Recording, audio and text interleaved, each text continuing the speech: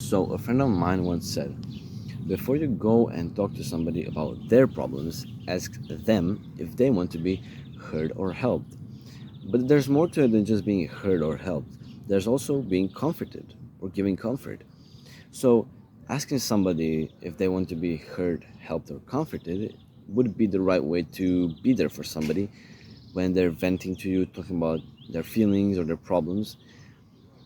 And most of the times, you can't really be straightforward. You can't just ask and, hey, do you want to be heard, helped, or comforted? It just doesn't go that way. As practical as it is, it's not that good. And then you have to understand them. You have to be there for them. You have to feel what they feel and decide what's the best approach to take. Is it to help hear them? Is it to help them? Or is it to just give a little bit of comfort? That's where empathy comes in. When you want to understand them, you need empathy. But what is empathy? Empathy is when you put yourself in their shoes and you accept them. You don't judge them, you don't blame them, you don't think of them as any different because of the feelings that they're feeling, because you understand them. And there's a lot of ways to improve empathy. One would be listening to them, being present, first of all, being present and actually listening to them and not judging them.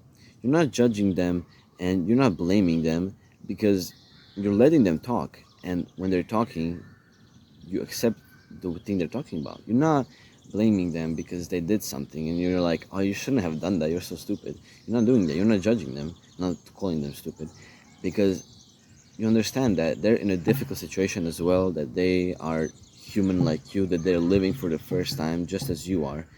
So you're not judging them, just to listen to them. Give them little assurance that you're listening, like and say, go ahead. Don't say continue, because saying continue is like you're talking to a wall. They're gonna feel like they're talking to a wall. But saying go ahead, I'm sitting in the mud with you. Go ahead and talk about your problems. I'm listening. That's the right way to listen to somebody. Then ask them to explain stuff. If you don't understand something that they're talking about, ask them to explain it. Interact with them and make them feel heard. Because let's say somebody's like talking about, I don't know, something very controversial, and you're like, I don't understand this term. Can you explain this term to me? And they'll be like happy, like, yeah, whoa, you're listening. Okay, sure, I'll explain it to you. It just makes them feel that much more heard. Then it would be to paraphrase.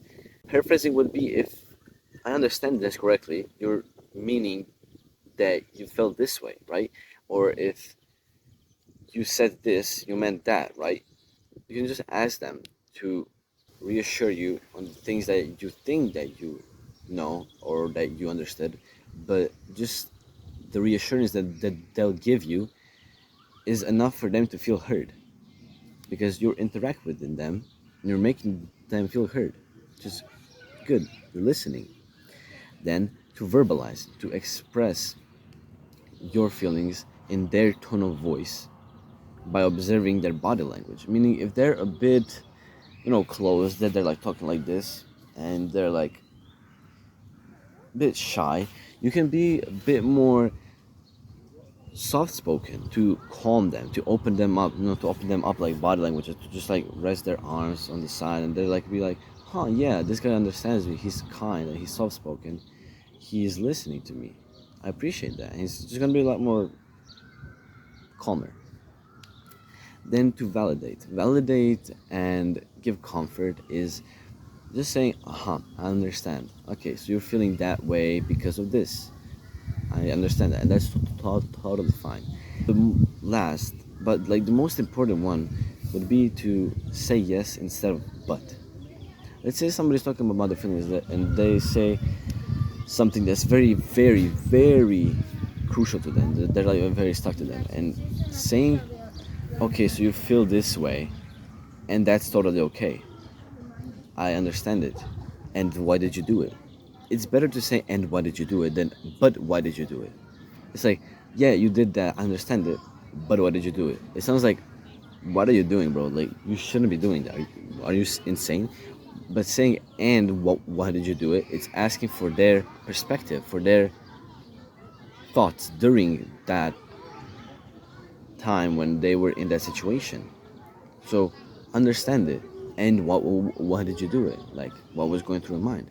That's really just, it's just really that simple to just hear somebody out. It's putting them in their shoes, seeing what they've done, not judging them because for what they've done, and actually being interested in what they're talking about. If they're talking about something that you're really not interested in, find something that is interesting. If you don't understand them, ask something that you don't understand. And those are just like what, 5 6 ways of improving empathy, easiest ones. Now let's get into the Bible a little bit. Let's go to Ephesians 4:32.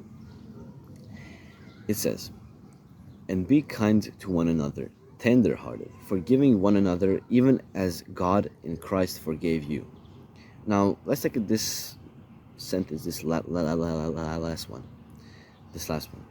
Even as God in Christ forgave you. When God forgives you, He lets go, right? He rests of the problem. He forgives you. So when God forgives you, you're able to forgive others. It says, and be kind to one another, tenderhearted, forgiving one another. So when God forgives you, you're able to forgive others. You're able to be kind. You're able to be tenderhearted, and you're able to forgive another. So because God in Christ forgave you, you should forgive others. And that's really like that hits because whenever there's some arguments going on in relationships, you cannot be gladiators. You cannot go against each other. You have to go together against the problem. You and your partner against the problem, not you against your partner. It's not PvP, bro. You just go with your partner against the problem. So really understanding the other one, the partner, the friend in the relationship is the crucial point of understanding another. You have to be there for them. You have to feel them. You have to listen to them so you understand their perspective. Be more empathetic, bro, because that's what keeps relationships like close. It keeps like that, not like this, but like that. So be more empathetic. How do you say it? How do you say it? Be more empathic. Empathic. Yeah, be more empathic. So yeah, like and subscribe. Stay positive and be more empathic. Bye bye.